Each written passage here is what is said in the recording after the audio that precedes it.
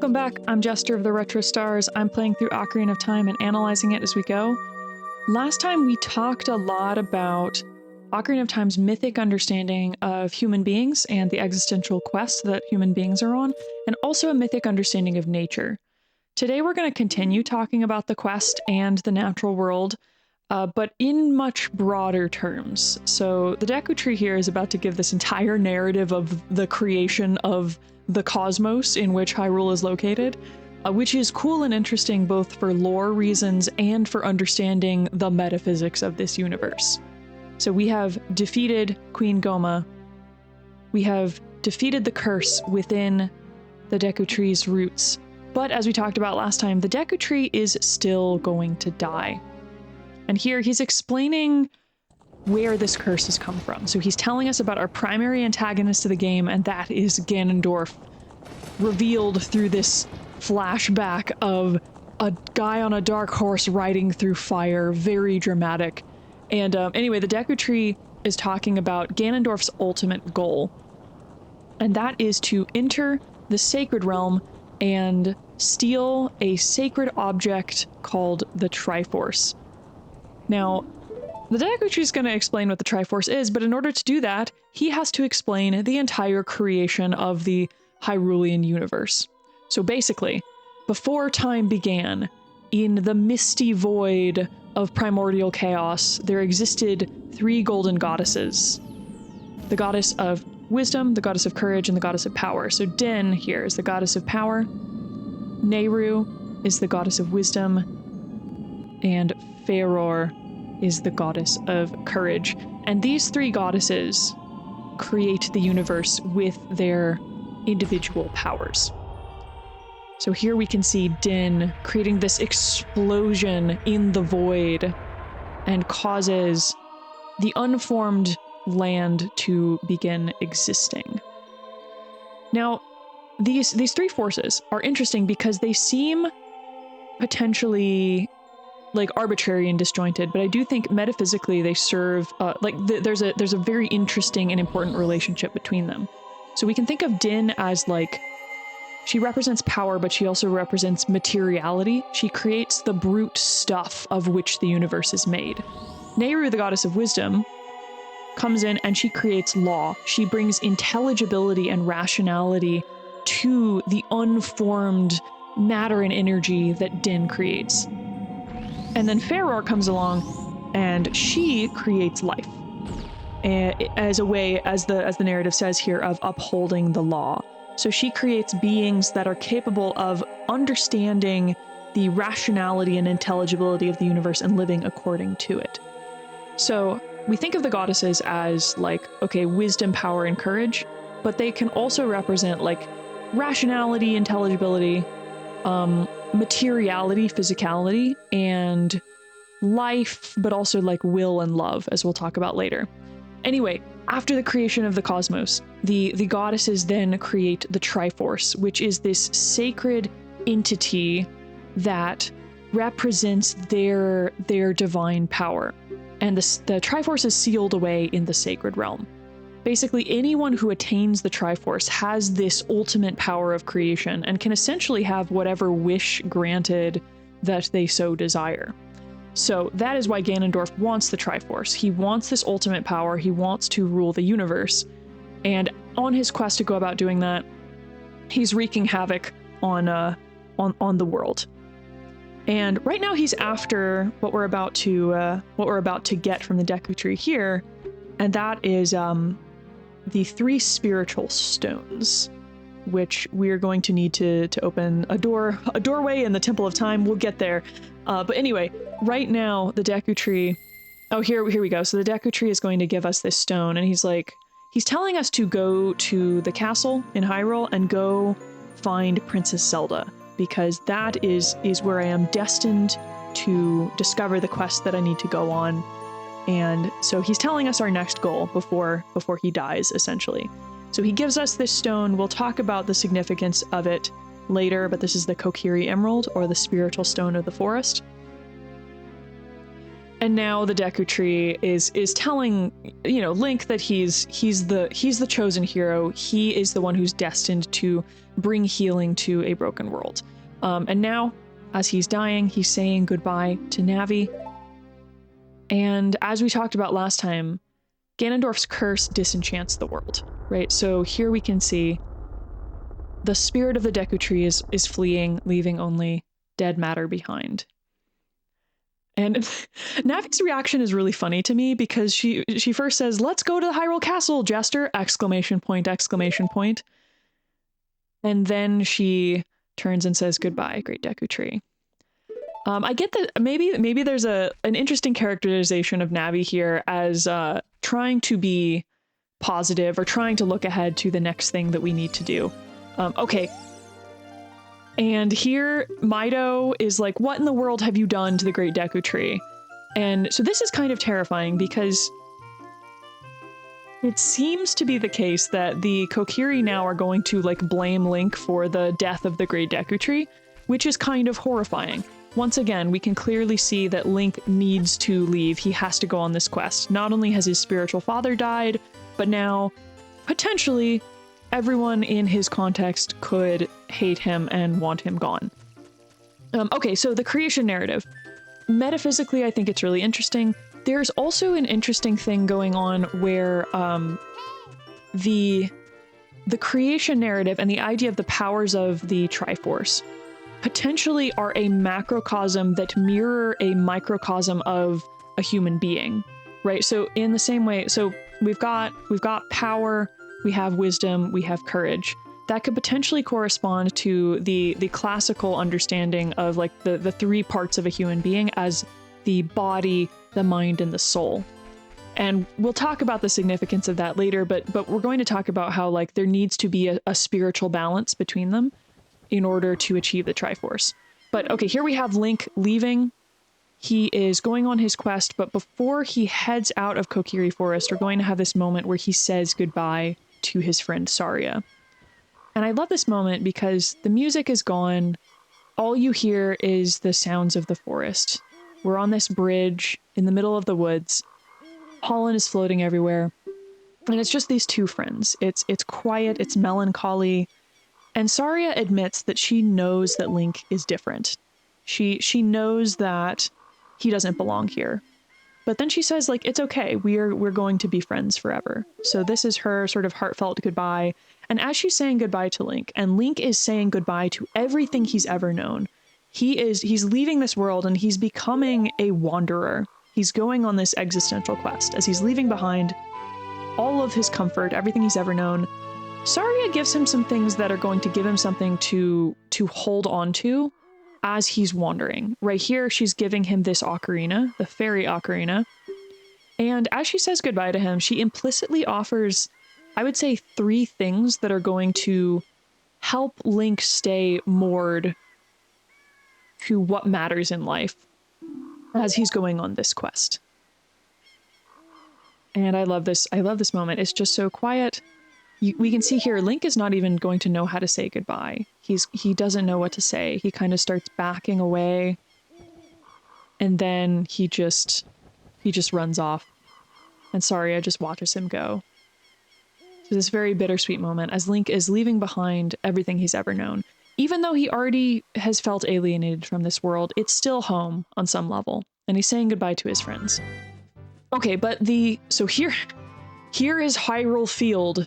Suddenly the world opens up. We are confronted with this much greater reality full of adventure.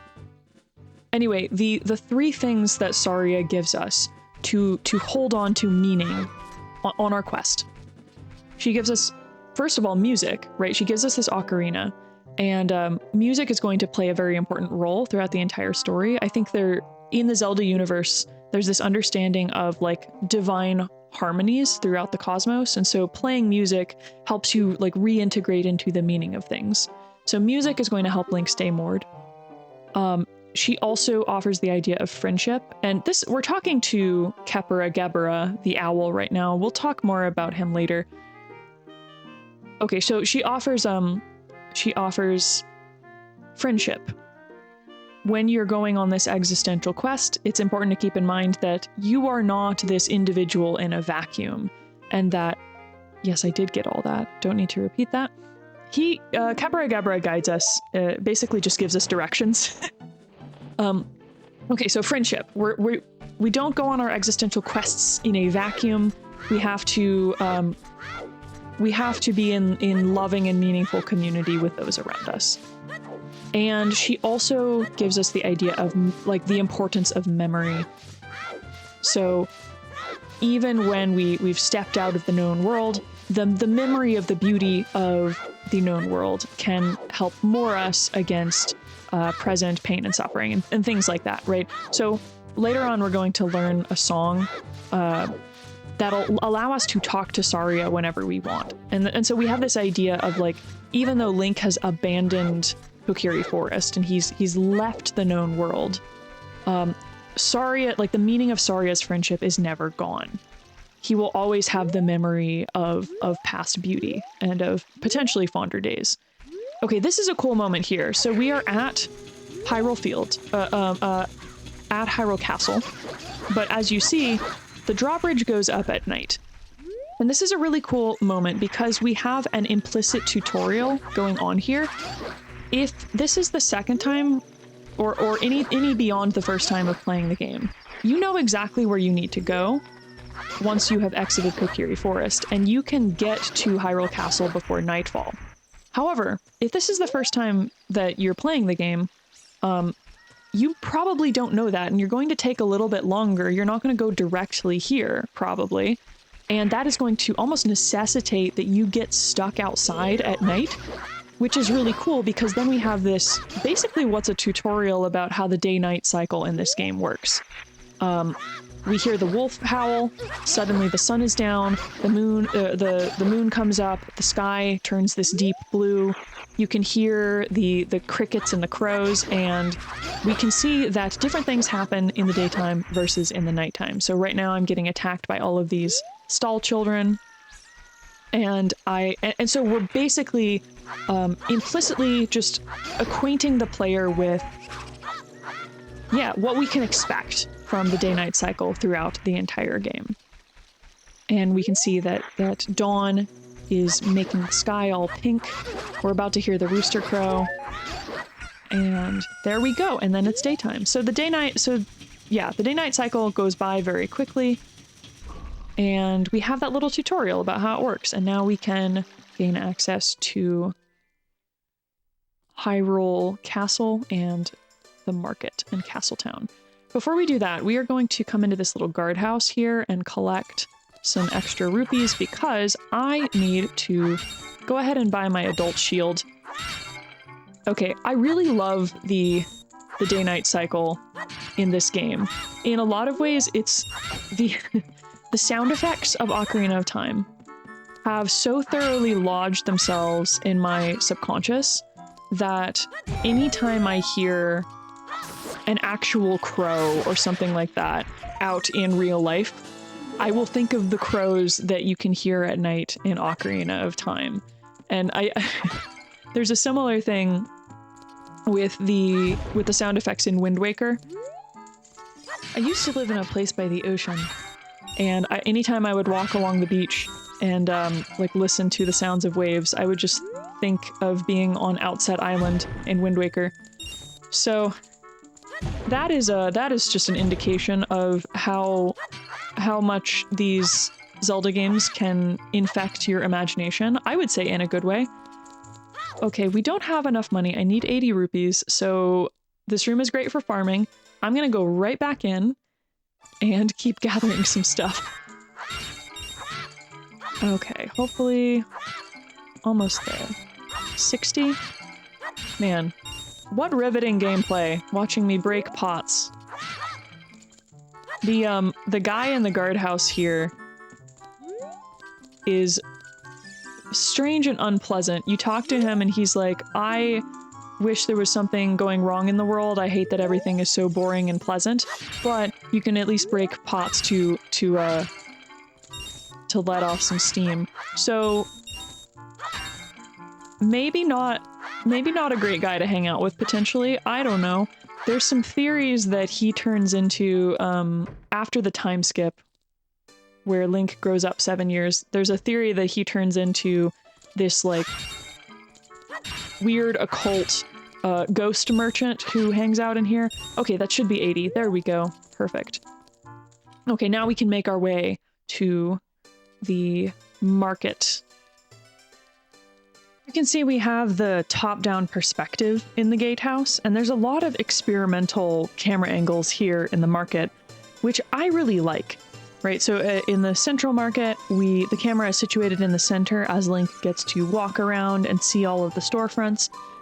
In the alleyways here, we have almost like Final Fantasy style pre-rendered backgrounds. And I think this is really cool because it's presenting Link's arrival into Hyrule Castle, into Castletown specifically, and the market as this big exciting thing, right? These camera angles, look how small they make Link look. He's encountering the world of Hylian culture for the first time, and it's fittingly exciting, and it seems like there's a lot of pageantry, there's a lot of color in all of the style of clothes the characters are wearing, right? There's all these colorful NPCs. It's just a cool, I don't know, it reminds me of the way that I think about like Link's emotional reaction to this scene. There's a fun YouTube video that is a Studio Ghibli style animation of Ocarina of Time, and the scene where Link comes into Castletown and is looking at all of the new sights and sounds with this just awe and excitement. I think that feeling gets this moment exactly right. Anyway, I mentioned that Hylians and Gerudo share in the existential quest of human beings, and that is to figure out how to deal with alienation in various forms. Alienation from nature, alienation from meaningful community, all sorts of alienation. And I mentioned how one of the ways of dealing with that alienation is through religion. So it is fitting that once Link has left, on some level, the natural world of Kokiri Forest and encountered the world of Hylian culture here, now we're seeing our first specifically humanly constructed religious structure. So this is just a Catholic cathedral. As you can see, this is the Temple of Time. This is going to be a really important location in just a bit. And here we come inside, and it's this vast open space. The light is streaming through the high windows here, and you can hear the Gregorian chant. And yeah, it's this big open space. It feels very vast. It feels a little bit chilly, but it feels grandiose, right? This conveys the grandeur of the sacred. And we'll talk about this, how the Zelda universe is understanding the sacred later on. But I want to just come by here real quick to explain what we are going to be doing in the next few episodes. So, this is the Door of Time. Behind this door is the Chamber of the Master Sword, which, once pulled from its pedestal, will give us access to the Sacred Realm. Zelda is going to tell us to do that, because that's where Ganondorf is trying to get to, and we need to put a stop to it. So, in order to do that, we have to get the 3 spiritual stones. We already have the Kokiri's Emerald, but we need to get the 2 others from the Gorons and the Zora, and we need to put them on this pedestal here, and essentially perform a sort of ritual that will allow us access to the Chamber of the Master Sword. So that's what we're going to be doing. We talked about how the purpose of religious, like one of the purposes that religion serves is to try and overcome the sense of alienation that human beings experience, whether that's in like the Shinto understanding of alienation from nature, right? We're entering into a proper relationship with nature, or a more Christian emphasis, even though I think nature plays a part in the Christian story as well, but a more Christian emphasis of alienation from God and neighbor, right? Like religion and the experience of the sacred is going to serve a function to heal that rift. Anyway, we are on our way to Hyrule Castle. Here we are. Hello, ignore the fact that it's daytime now. Nothing has changed. It's not like we're doing a different recording session or anything. It's fine. Anyway, Kakariko is talking us to... Oh boy. Kakariko is talking to us again, and I am going to say, no, I do not want to hear what you have to say again. When you play this game when you are a small child, it is very easy to not be able to read and accidentally say, yes, I want to hear what you have to say over and over again. Okay, we need to sneak into Hyrule Castle, and in order to do that, we need to talk to Malin here, who is this girl from Lon Lon Ranch, and we'll head that way later, but basically her dad is delivering milk to the castle, and she hasn't seen him. And the way that she talks to Link is interesting, and I think contributes to the idea of Link not only as an outsider to the Kokiri, but also as an outsider to the Hylians, because she sees him, the first thing she sees about him is the aspects of Kokiri culture that he embodies, right? She's like, oh, the guy dressed in green with the fairy? Oh, I'm gonna call you Fairy Boy. And so she's like, okay, you're strange. You are not like the other Hylians that I've come across. And some of that could just be her being presented as a child with no filter and also a little bit of a country bumpkin. But I still think, you know, it makes sense. It's emblematic of Link's status as an existential outsider wherever he goes. Okay, so we have our egg. We need this to hatch so that we can wake up her father, because he is in the way of where we need to be right now. So bit of a silly challenge here, but it's quite fun. So if the guards see Link, they'll toss us out of that gate here. So we're going to try to not get caught. Anyway, let's talk briefly on our way there about Kakariko the owl and Navi as well. So Link has left the known world, and this is a very Joseph Campbell idea. I am going to be a little critical of Joseph Campbell later on, but we'll just run with it for now. So there's an idea that Link can't go on his quest without supernatural aid. Navi and Kakariko both are these semi-supernatural beings that allow Link to, on some level, participate in an enchanted world and are able to guide him on his quest. And this is interesting because in some ways, Navi, the fact that Link has Navi, right? He's not a Kokiri. He doesn't really need a guardian fairy. Hylians don't have guardian fairies.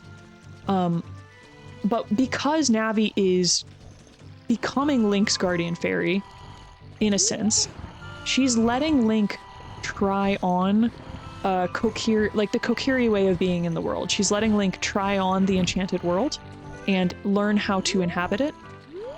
And I think this is really interesting because if we think about it, this is kind of what fantasy allows us to do, right? As we're engaging with a world of fantasy, a work of fantasy, we too are temporarily inhabiting an enchanted world and potentially learning how to re-see our own world when we do so. Okay, so here, Talon is asleep. He is in the way. We need to push these blocks right here to get into the castle. And right now we're just going to wait for daytime to come because that's when the egg is going to hatch. All right.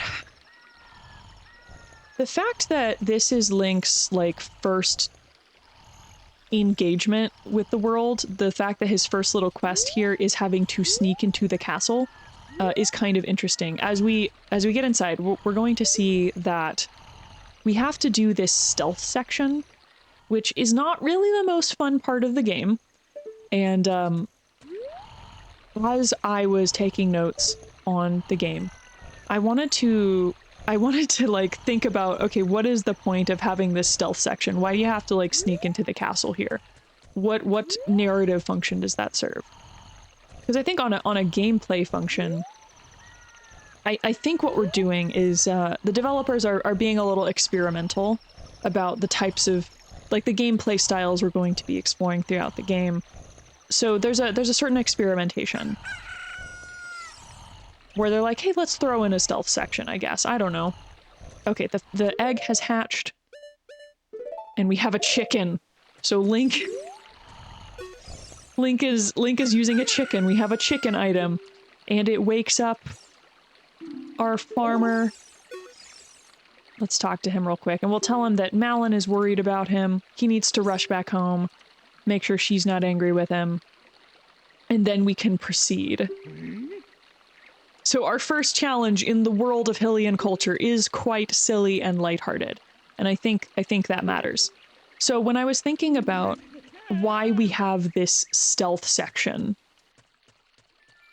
at the beginning of Ocarina of Time, after we have, you know, obviously done our first little dungeon in the Great Deku Tree, I do think there are several important, like, narrative functions that this section is serving. So we are literally pushing a big crate of milk. Excuse me, Link, don't get on it. I would like you to push it, please. There we go.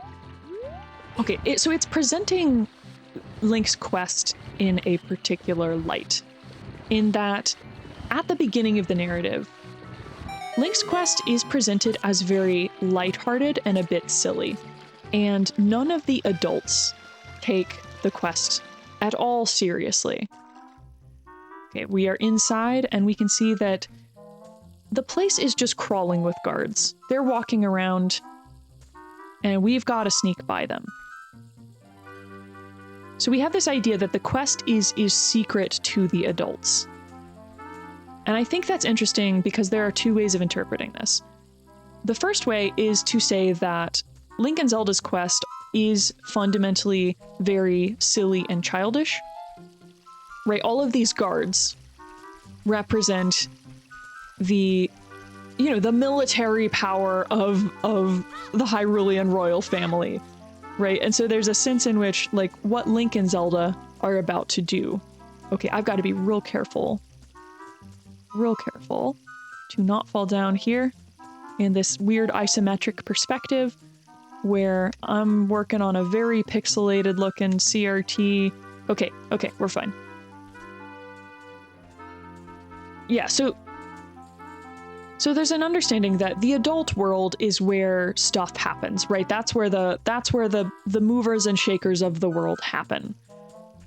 Whereas Link and Zelda are being quite childish. They're living in this like childhood fantasy world. And in that sense, the quest seems quite silly. It seems like it has nothing to do with the actual political machinations of Hyrule.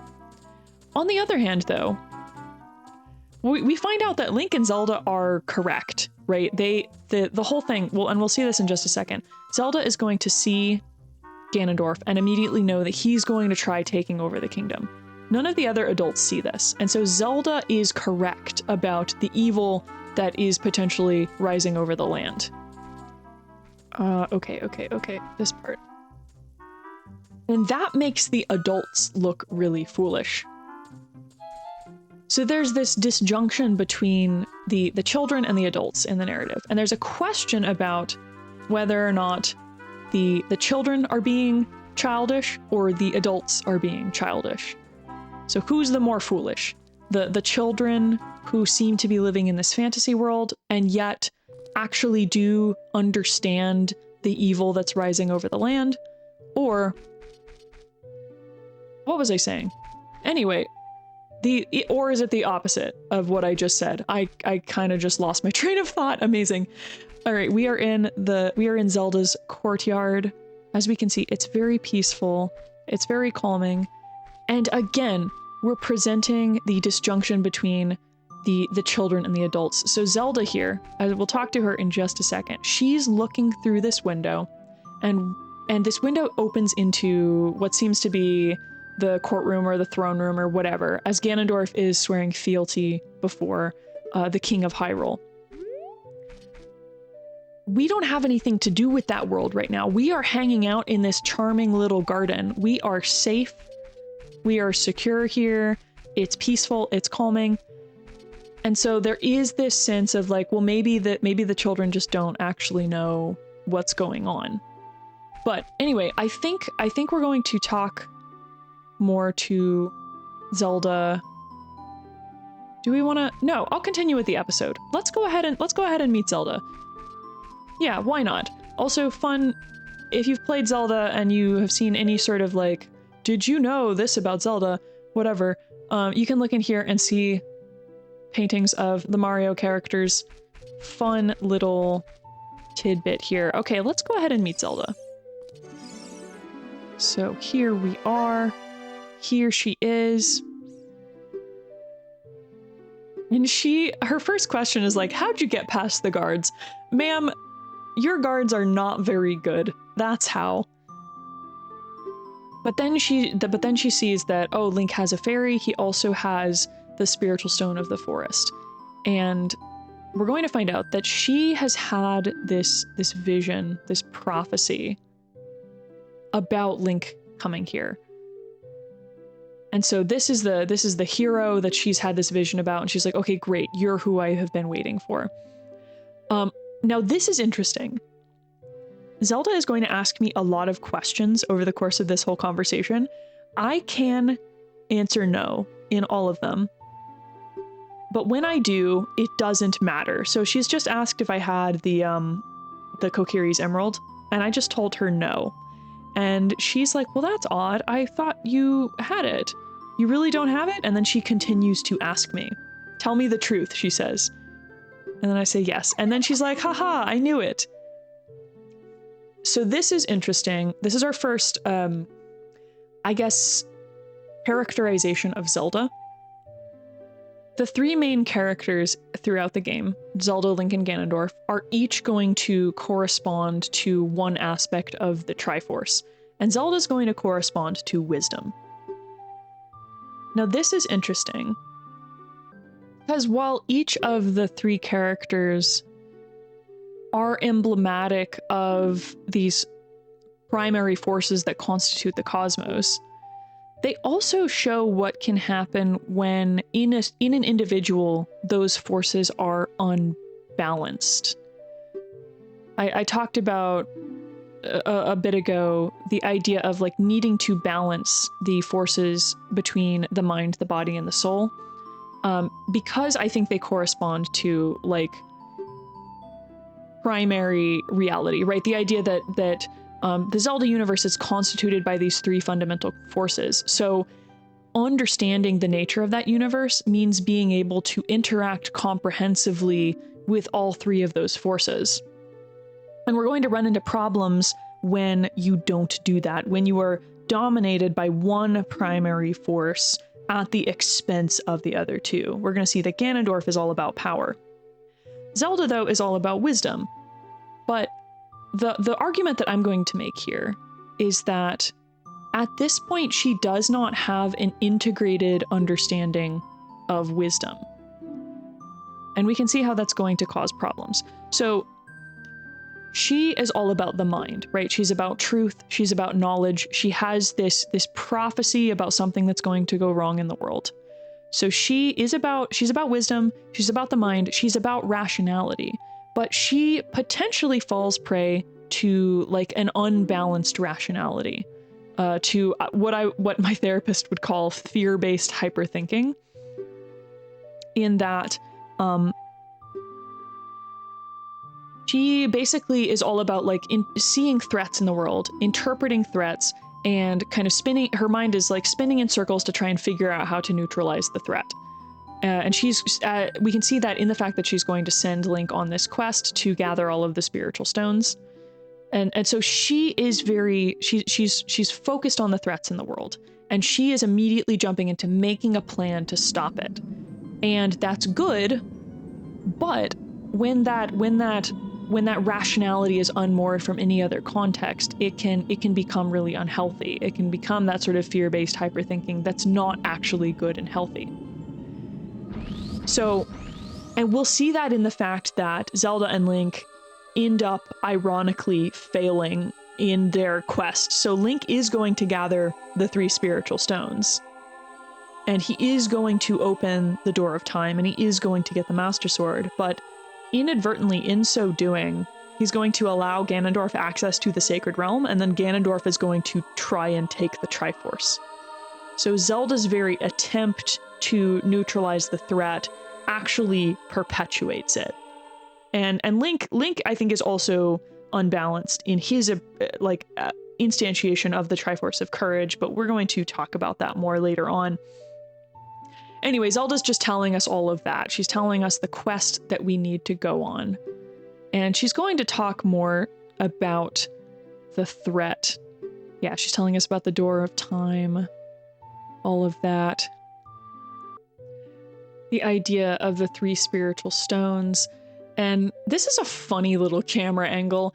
I do love how we're constantly looking back at the flowers of this garden, and we're hearing the peaceful music of Zelda's lullaby playing. And so right now we do still have this sense that the world is safe, the world is good. We have not yet lost the enchantment of the world, and in some ways the safety of the world. Even though Zelda right here is very much understanding that there is this evil gathering power. So she's inviting Link to look through the window here. And again, Link can say no. He can be like, I don't want to look through the window, so I'm going to say no. And she's going to tell him to do it anyway. Please, if you don't hurry, he'll be gone. And so Link steps forward anyway. Okay, the fact that Link cannot do otherwise but agree with Zelda throughout this conversation, I think is interesting. Here we go, Ganondorf, the guy with the evil eyes. It's interesting because we are implicitly asking questions about how much agency Link actually has in this situation. We're suggesting that he cannot do otherwise than go on this quest. And I think there are a couple ways of interpreting that fact. What happened? Did he see you? And Zelda's like, don't worry, he doesn't have any idea what we're planning yet. So Zelda, she's trying to, again, she's rationality. She's scheming, she's planning. She also doesn't fully understand the situation. So Ganondorf actually does know what's going on, but we don't know that right now. And so there's a sense in which Link and Zelda do fall prey to this childish inability to understand the nature of things, even as we're trying really hard to, and even as Zelda does see the nature of things better than a lot of other people. She actually knows that Ganondorf is a threat. She understands what Ganondorf is planning. Anyway, Link's quest as inevitable. Here we go. Zelda's like, we're the only ones who can save Hyrule. And look at her entreating face. You can say, I don't believe you, which just feels really mean to me. And look at this. You say, I don't believe you. She just gets sad. But then again, she's like, she looks up almost as though she's like rolling her eyes.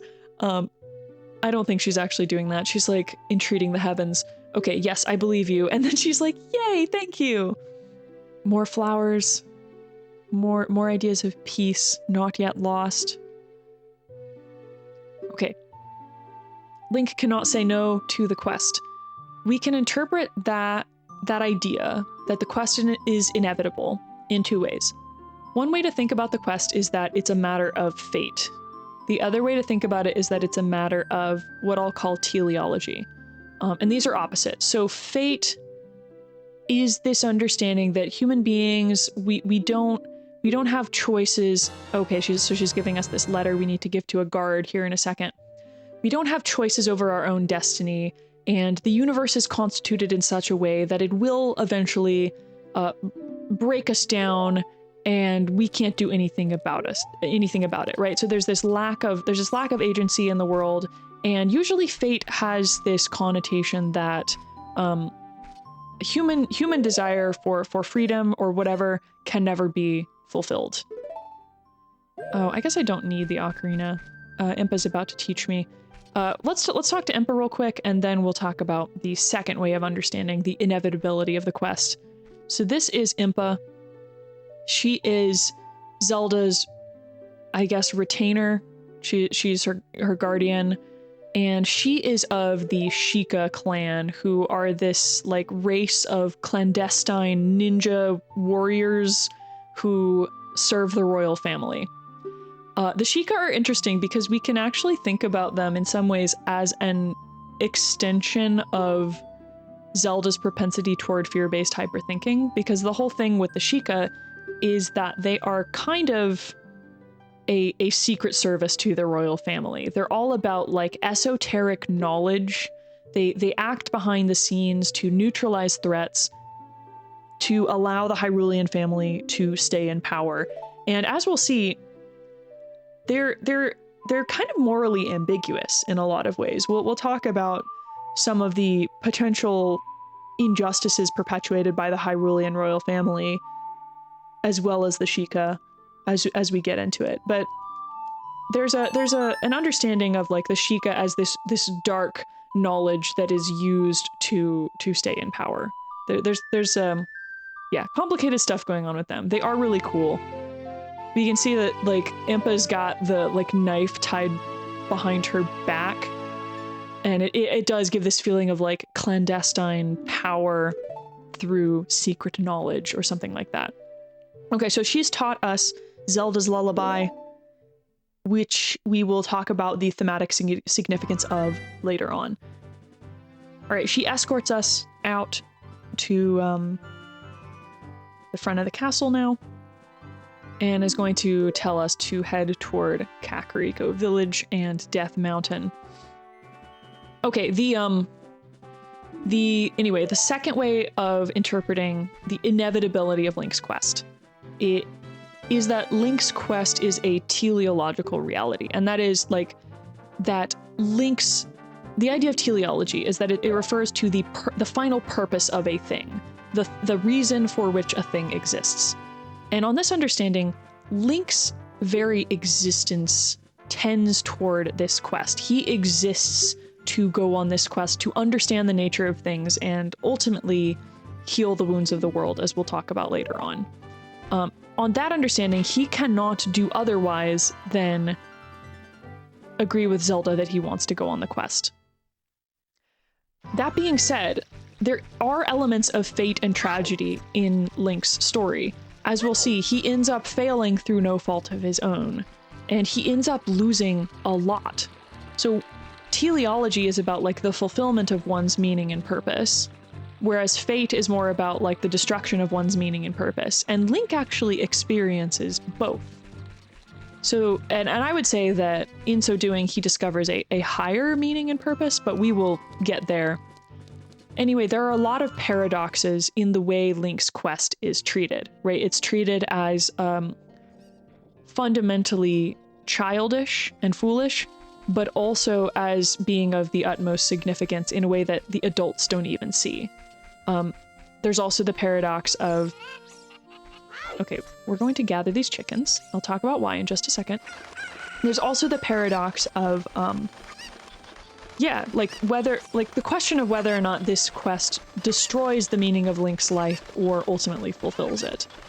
We will talk about that more. But anyway, we are at Kakariko Village, where we're going to run a few errands before we make our way up Death Mountain, and one of those errands is to throw all of these chickens into the pen here for this lady named Anju, who has lost her chickens, and she needs us to gather them back for her.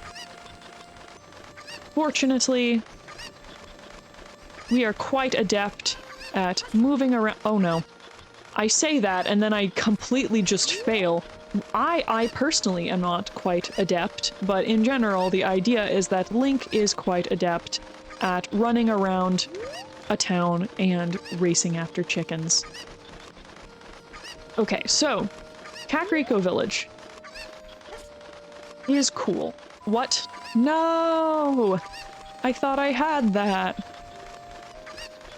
Kakariko Village is cool. It's when I played this as a kid, I loved just wandering around little Nintendo 64 villages like this. There's something just, can I get it? Yeah, there we go. There's something just incredibly charming about this place. It has the feeling of like a papercraft diorama. Everything is very cozy and warm, and you have this nice peaceful music playing, And I love just watching the NPCs wander around and complete their little daily routes, completing their daily tasks or whatever. Yeah, it feels like a nice, safe, charming place. I think symbolically, this place is interesting because it is very much a pastoral, idyllic location that in a lot of ways I would say represents the ideal Hylian society that Link is on some levels here to protect and preserve, but also cannot really participate in. Right, like he's going on this quest, he's not going to settle down in a little village like this. That's not his deal. But we're still acknowledging like the goodness of this type of world. This type of world where people are like living in harmony with each other and with the natural world on some level. It's very idyllic, right? Place does take on a spookier and more somber significance after the time skip. So halfway through the game, Link is going to age 7 years. 7 years are going to pass. And we're going to see that Castletown ends up getting completely decimated. And the survivors of Castletown end up going to Kakariko Village. So after the time skip, Kakariko Village seems a lot spookier when you realize that all of the survivors, which are not very many of Castletown, end up here. Bit of a somber reality, even though on the surface it still remains quite charming and peaceful. All right, I think we're getting close. That being said, I could fight the chickens and they could actually kill me. That's a... Do I want to do that right now? Maybe I'll do that later. I don't know if I want to do that right now. Wait, where did the other chicken go? Oh, here he is. Right, yes, we're good. Yeah, so in a lot of the Zelda games, there's fun stuff with the chickens. You can fight them. You can't kill them. They are invincible. But if you hit these chickens enough, one of them will do a rooster crow, and they will all rush in to attack you, and you will die in a flurry of feathers, and truly they are the true threats of the game. All right, so I loved rooms like this when I was a child playing this game. It feels so cozy. I loved the muddy textures of these pots here. I loved like just kind of sitting by this lady cooking dinner by the fire here. It just, yeah, it has this cozy diorama feeling. And really, when I was little, I would just like come to different houses in Kakariko Village especially, but throughout the game in its entirety, and vibe. All right. I think, do I only need one more? I think it's just this one. Excuse me. All right, okay. I do also need to go into the graveyard and get the Sun's Song. I might do that off camera just for the sake of streamlining the experience here. Okay, yeah, here we go. So we found the cuckoos for her, and in her gratitude, she is going to give us, without a doubt, the most useful item in the game, and that is an empty bottle. Very strange thing to just give a child, but thank you, actually, though, because that is, yeah, without a doubt, one of the best items in the game. All right, let's go and deliver the letter to the guard here, who, as we'll see, does not take us seriously. Again, we're drawing a disjunction between the adult view of reality and the child view of reality. So we'll talk to him, present the letter to him, and he's going to read it. Here's our letter. This is Jester. He is yeah, he's on a mission to save Hyrule. He's under my orders to save Hyrule, whatever. And of course, like, the blunt simplicity of this message just makes the guard laugh. And he's like, haha, Zelda's at another one of her games. So once again, we can see that the adults do not take the existential quest seriously. Once again, we've got the paradox of Link and Zelda being quite foolish, but also being right. On some level, they both embody kind of the idea of the holy fool, where the rest of society doesn't see what they see and thinks that they are silly, but they're actually seeing into the deeper, that's not correct, into the deeper spiritual meaning of things than other people. Wow, I just did a grammar faux pas.